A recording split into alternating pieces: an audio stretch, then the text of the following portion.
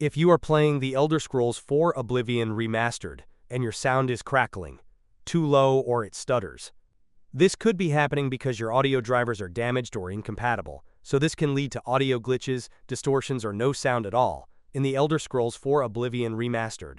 So watch this video to learn how to fix your sound issues in The Elder Scrolls 4 Oblivion Remastered in Windows 11 and Windows 10. First, disable any spatial audio apps like Windows Sonic or Dolby Atmos.